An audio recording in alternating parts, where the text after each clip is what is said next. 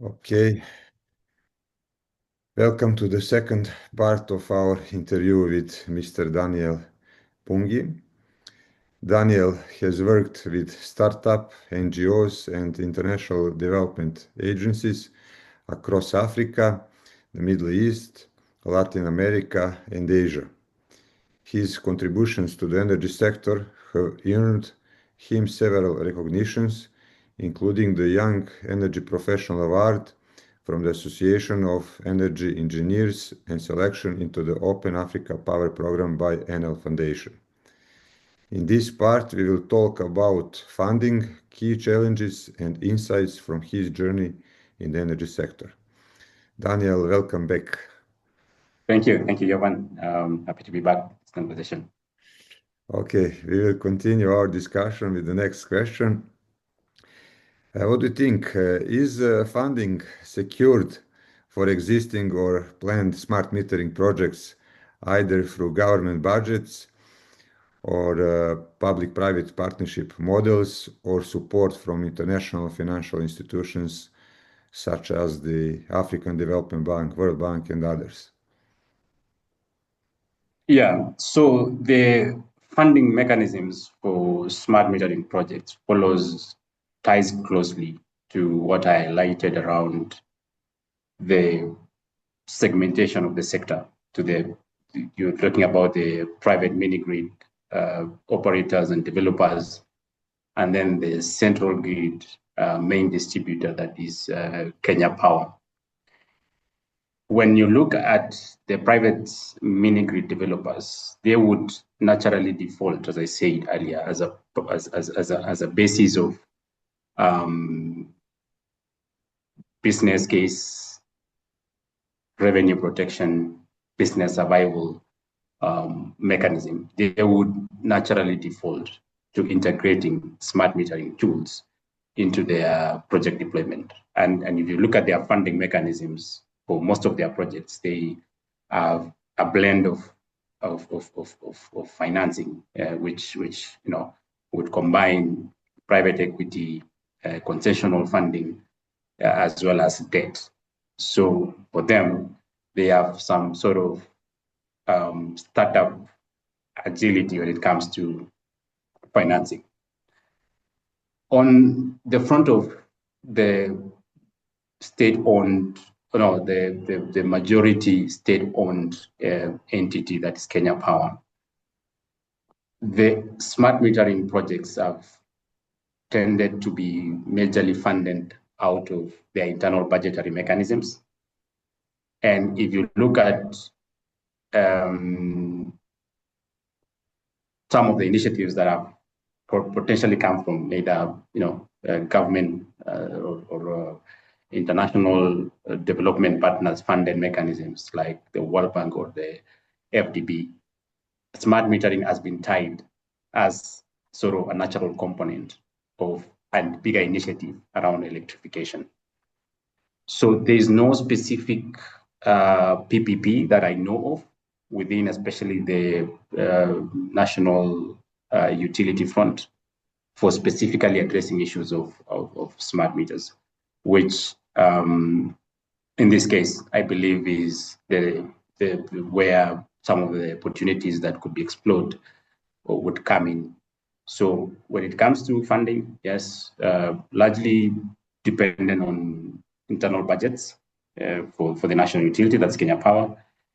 And when it's tied to development projects that include electrification, energy access projects, then that is majorly from either government in partnership with development partners like AfDB and World Bank.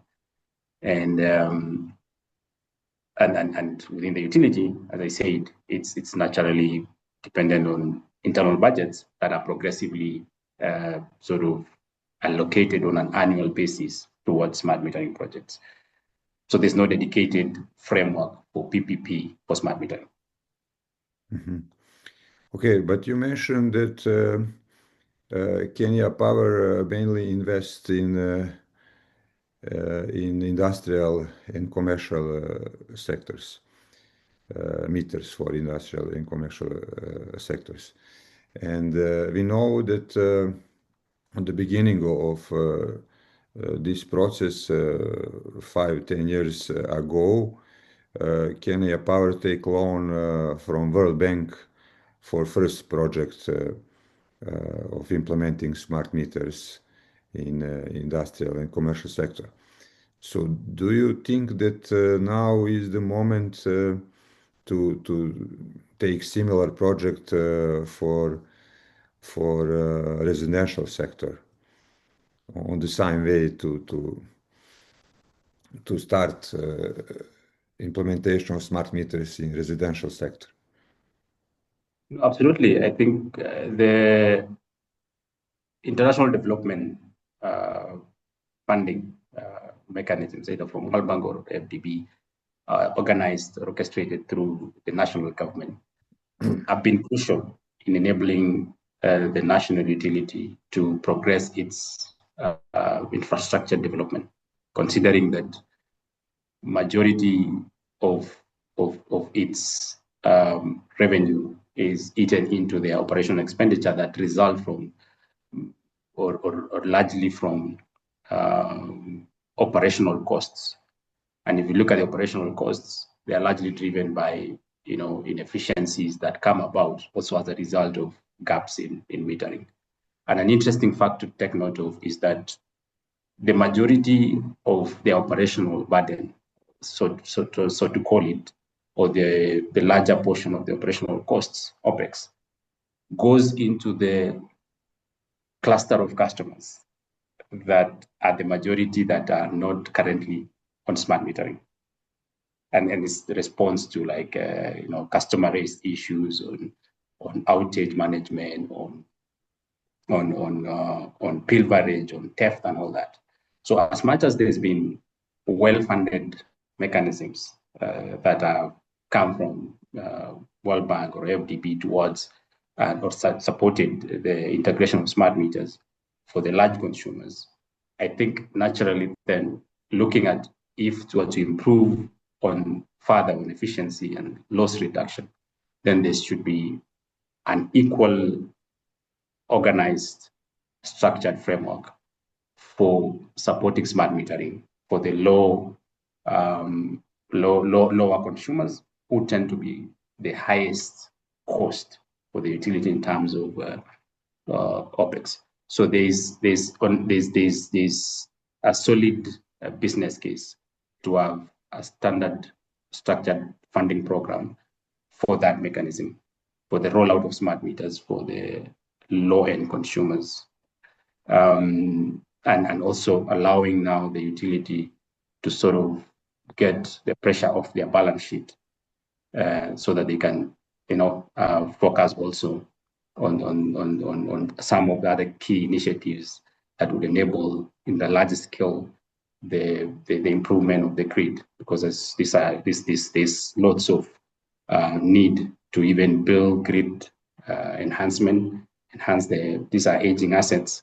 So there's demands for funding from different fronts on grid modernization, on integration of flexibility to support renewable energy integration, for electric vehicles to integration. So all this, if you look, can be orchestrated around a grid modernization program, and for specifically smart meters, instead of heavily relying on internal budgets for the low tier, large number of customers, this could be potentially framed into a funding mechanism that could be funded by the development organizations or through a model such as a PPP model.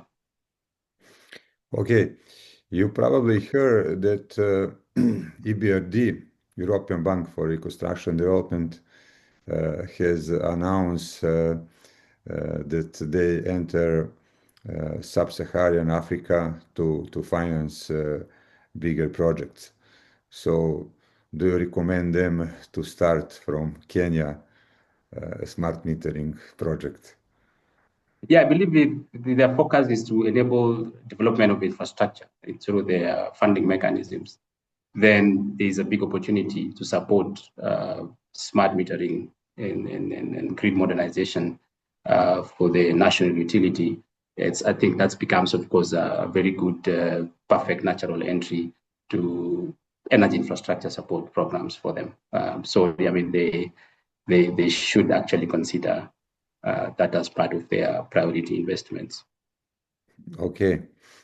Okay, so useful experience from other countries is that it is good on the beginning of smart meter rollout process, start with one big project to solve all problems, all challenges which we have in such one process.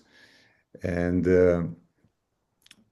so what do you think, what are the key challenges you see in the implementation of smart meters in Kenya? Technical, infrastructural, regulatory, or financial, and how can they be overcome? Yeah, that's a good question. I think the core challenge for the deployment of smart metering in Kenya, I would say could be, I mean, it touches on all aspects of technology, infrastructure, financing mechanisms, and all that.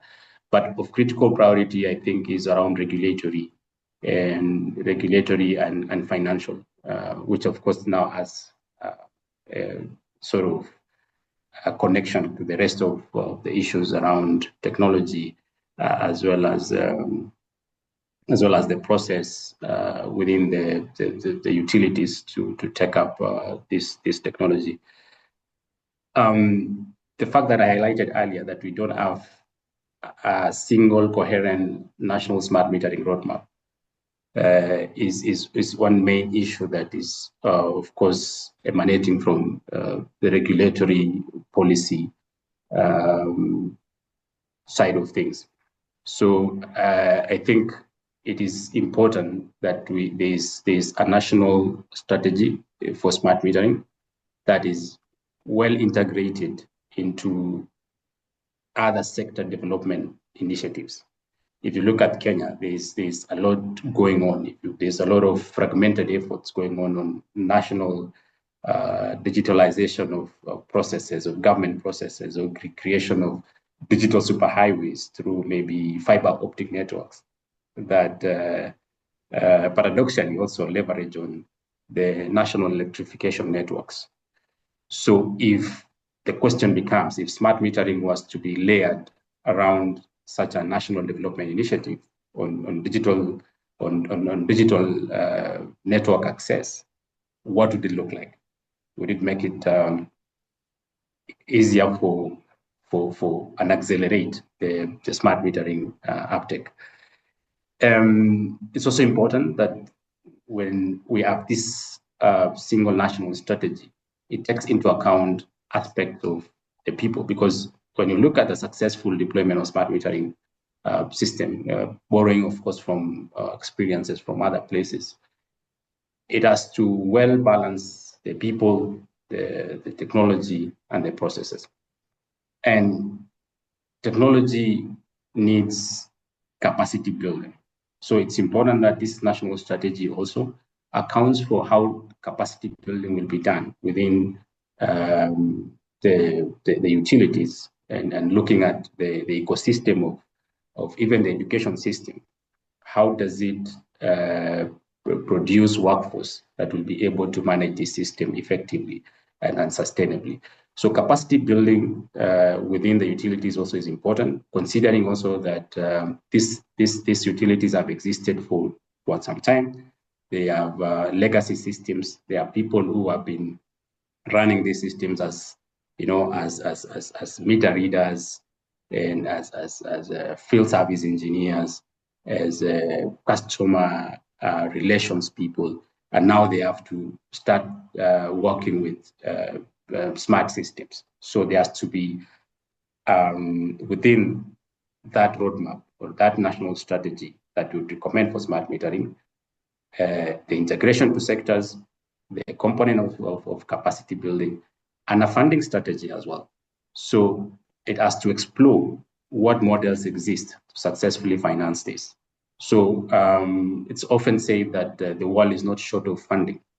Especially in Africa, there's been a lot of focus on what funding could be leveraged for development of energy infrastructure. And there's been initiatives by different players. Up to recently, we see the World Bank coming with the Mission 300, with the aim of connecting 300 million people across Africa. And Kenya has signed up to that pact and made a commitment to being part of that initiative.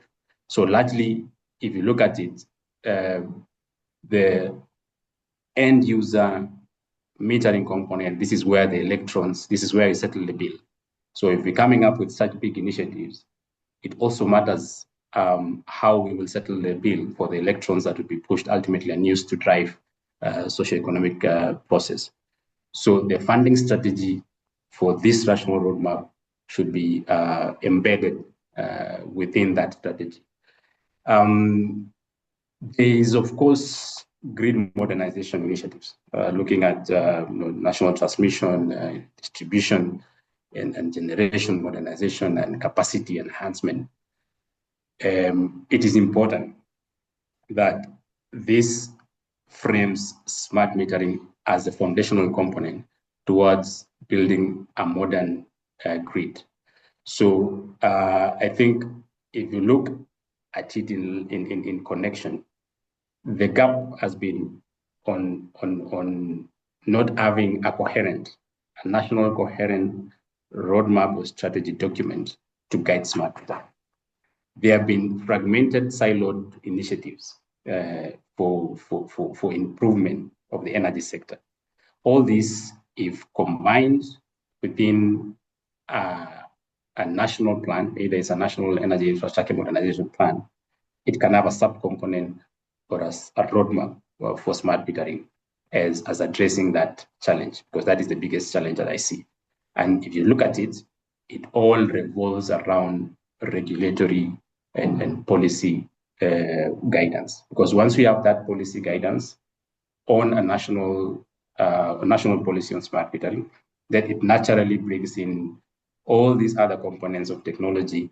It follows that utilities would have to come in and take advantage of some of the benefits that that policy would bring about, and enables them also to be flexible to do that.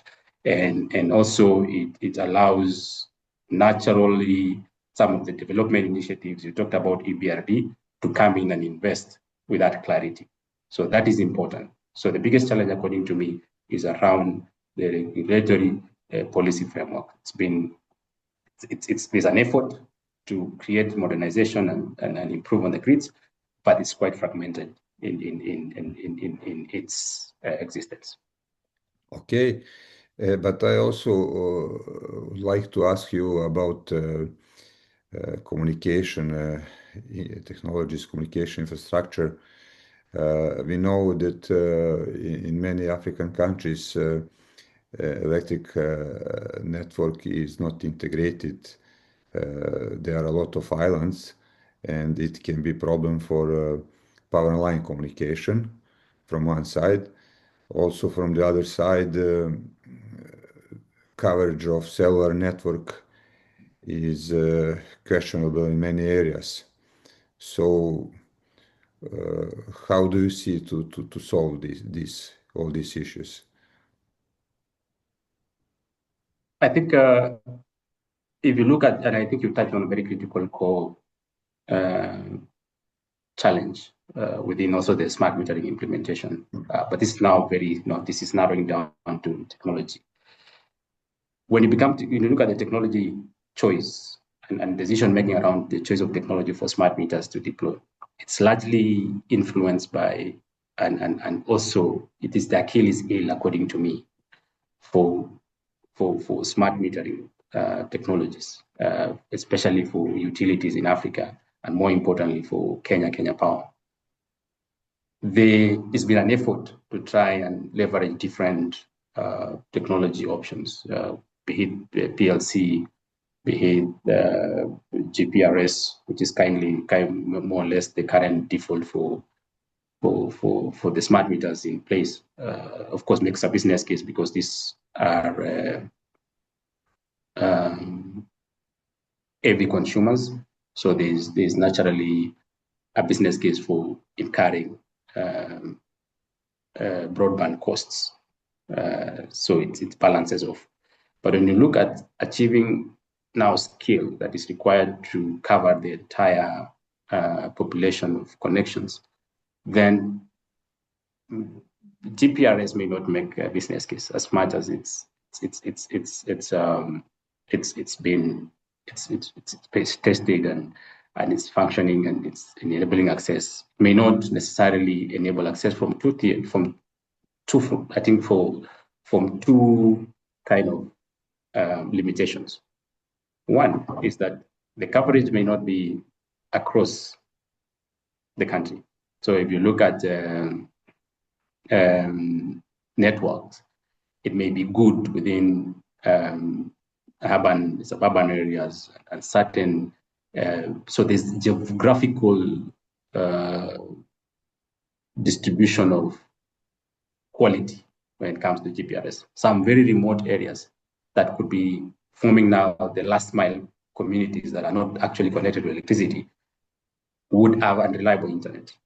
But then again, these are the low-end consumers. So using a technology that is leveraging, that is expensive to maintain or operate like GPRS for low-end consumers may not make a business case for the utility.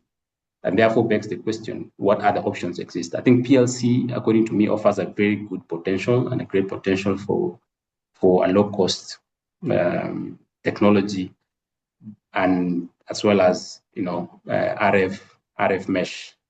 All these offer opportunities for low-cost technology protocols. But there's still, of course, challenges you've highlighted that are dependent on the quality of the grid. And increasingly with the penetration of renewable energy, distributed energy, renewable energy solutions into the grid, we know that these are electronically driven equipment and inverters that also create noise on the network. So they tend to also maybe contribute negatively to the stability of technologies like PLC.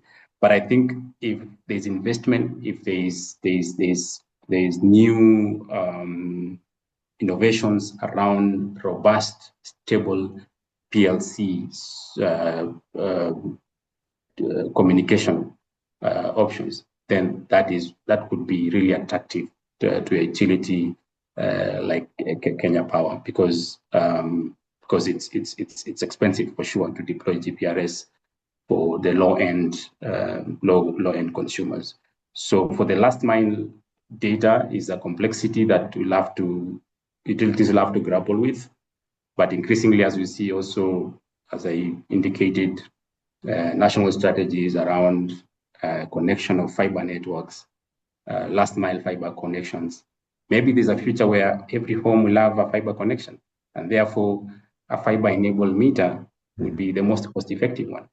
So the reasoning around this and addressing this from a technology is a technology issue, but if you look at it, it can be easily taken into the layer of a roadmap that ties to the other agendas around digitalization of the country, for instance. So extending the networks, could it make it cheaper in future to have smart meters that are fiber enabled, or you would have backhauling of we would have a fiber head somewhere at the data concentrator level, and then within the meters you leverage maybe PLC or RF mesh, whatever gives you the lowest cost technology. Then you leverage now on the higher end whatever solution is there. So I think technology is also a big challenge for sure. Thanks for highlighting that. Utilities, of course, empathically have also been empathic with them. I've also tried all these options, and I think they are continuing to try and see what models will enable them to operate within their context of understanding that some of these technologies are built and provided from regions or geographies that are maybe stable quality networks. and then they come here, they face the challenge. So I think there's also room for technology providers to innovate with the utility to build about or bring about some form of robust, resilient communication protocols that will fit the context of Kenya in this case. But I think also it's a similar context across Africa. Yeah. Okay, you mentioned a lot of issues. Maybe all of them can be a subject of cost-benefit analysis to Yeah. see what is the best solution. Okay, for the end, last question. What is the most important lesson you learned throughout your career? I think having worked in the space of digitalization and energy technology, what I've learned is that innovation is a product of people, it's a product of process improvement, and it's a product of technology availability and enabling mechanisms for that. But specifically, I think the people focus is very important.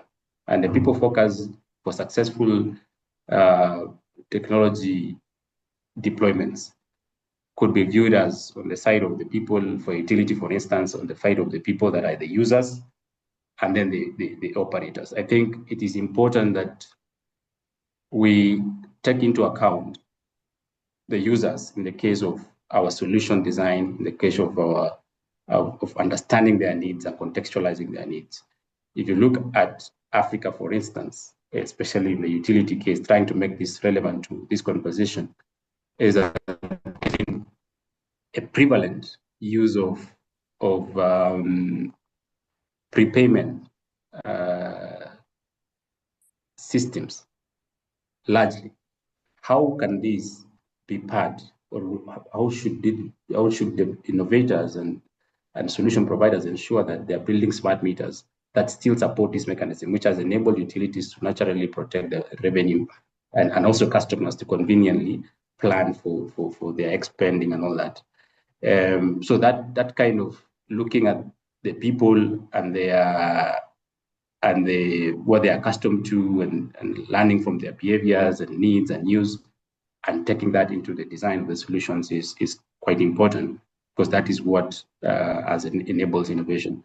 The other side is, of course, the people in terms of those who run the systems, those people who will be running the systems. As I said earlier, these utilities have been not working with people already. They are legacy systems, complex legacy systems that have been managing, they have been working, and they are working hard to make sure that they're able to provide electricity reliably within the existing constraints.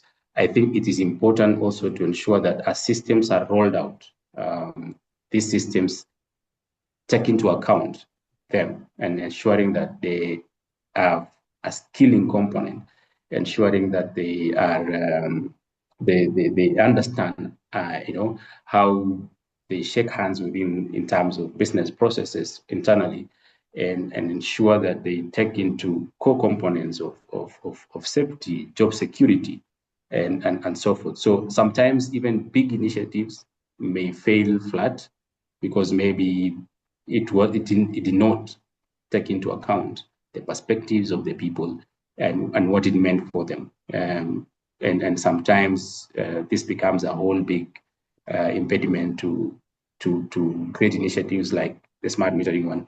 And also, it is important that for successful innovation, the people needs are taken into account. So for me, the most important lesson I've learned is being really people-centric, being user-centric, and empathizing with those who ultimately will use these systems or operate these systems. Okay, Daniel, thank you for joining us and for sharing your deep knowledge and experience. Your work at the intersection of engineering, regulation, and public engagement, I think, is critical to Kenya's energy future. Thank you so much, everyone, for having me. This concludes our interview. Stay tuned for more episodes as we continue exploring smart energy, digitalization, and innovation across Africa and beyond. Thank you. Thank you.